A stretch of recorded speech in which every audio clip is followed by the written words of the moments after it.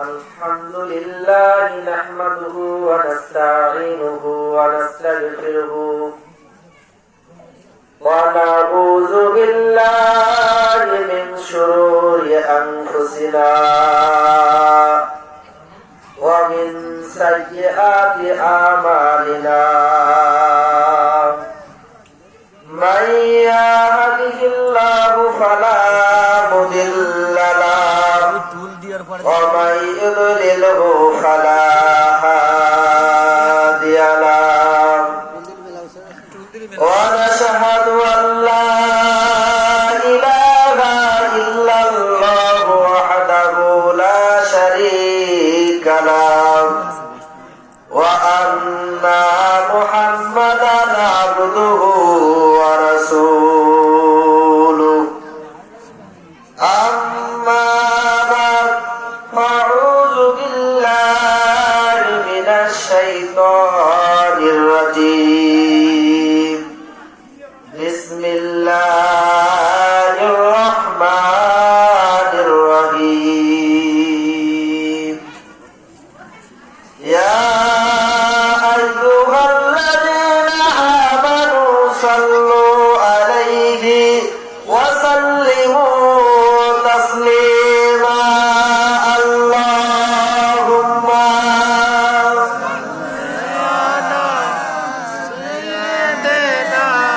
مولانا محمد وعلى آل سيدنا شفيعنا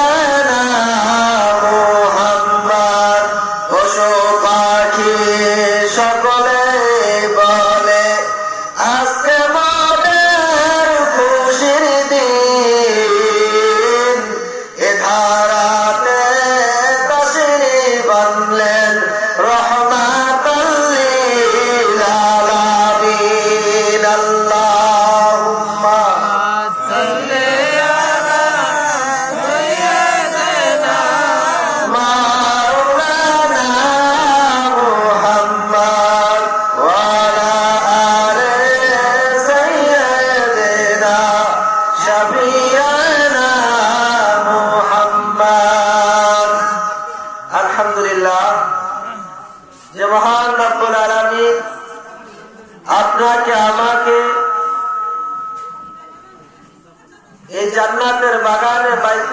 হচ্ছে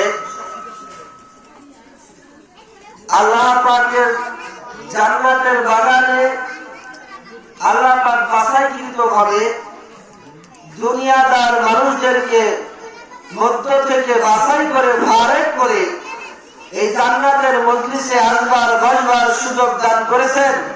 এজন্য সকলে শুকরিয়া আদায় করে বলে আলহামদুলিল্লাহ। আল্লাহ পাক চাইলে আপনি আমি কি এখানে আসতে পারতাম যদি না চাইতেন? আল্লাহ যাদেরকে মহব্বত করেন, ভালোবাসেন, তাদেরকে তার রহমতের বাগানে বসার জন্য সুযোগ করে দেন। কথা বলুন ঠিক কিনা? অনেকে এখন তার দোকানে, বাড়ির ভিতরে, টেলিভিশনের ঘরে দুনিয়াদারি কাজ নিয়ে ব্যতিব্যস্ত আছে। আল্লাহ পাক এই দুনিয়াদার মানুষদের থেকে ফারেক করে আপনাকে আমাকে এই জান্নাতের বাগানে বসার সুযোগ করেছেন। এজন্য আরেকটু জোরে শুকরিয়া আদায় করে বলে আলহামদুলিল্লাহ। সেই মানবতার মুক্তির দূত যাকে সৃষ্টি না করলে এই তামাম পৃথিবী কিছুই সৃষ্টি হতো না, সেই মানবের প্রতি দুরূদ ও সালাম পেশ করে বলি সাল্লাল্লাহু আলাইহি ওয়াসাল্লাম। আপনার আমার বারের কান্দারি রহমাতাল লিল আলামিন, সাইয়্যিদুল মুরসালিন, খাতামান নবিয়্যিন, ইমামুল মুরসালিন, এই রহমাতাল লিল আলামিন আপনাকে আমাকে সুপারিশ করবেন। আমরা কোন নবীর উম্মত? মুহাম্মাদুর রাসূলুল্লাহ। নবীর নাম সবার জানার দরকার আছে কি নাই?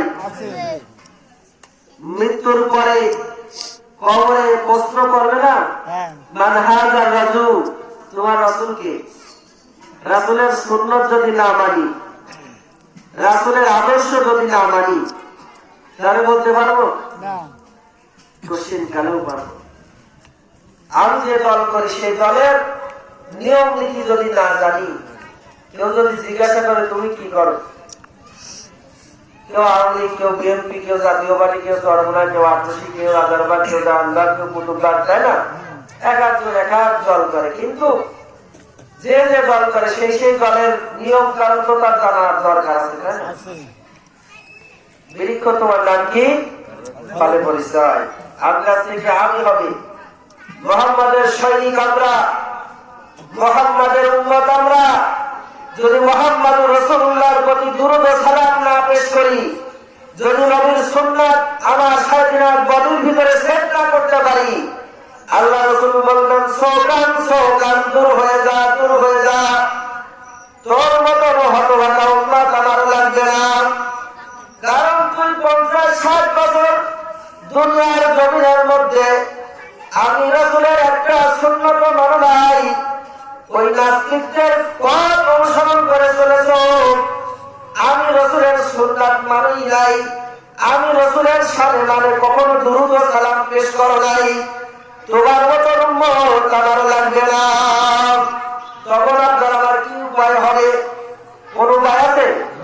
আজকে দুনিয়ার মধ্যে যদি আপনি আমি বিপদে পড়ে যাই, আর আমার ভাই আগে আসে, বাবা আসে, কত বন্ধু বান্ধব আপন জনেরা পাশে ছুটে আসে, আরে বিপদে পড়েছে আমার ভাই, আমার বন্ধু, আর ওই অন্ধকার কবরে সাথী নাই, বাতি নাই, বন্ধু নাই, বান্ধব নাই, আর ওই অন্ধকার কবরে জানলা নাই, দরজা নাই, ওই অন্ধকার কবরে কেমনে থাকবো একা একা?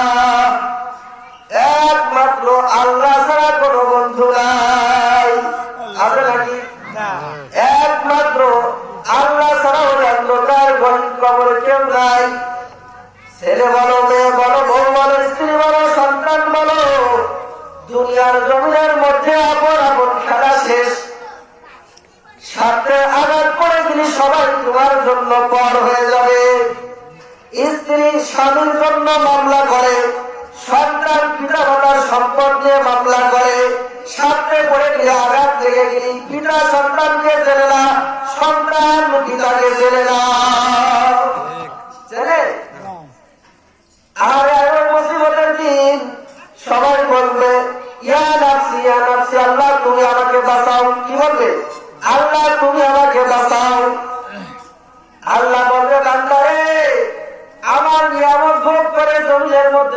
করছো।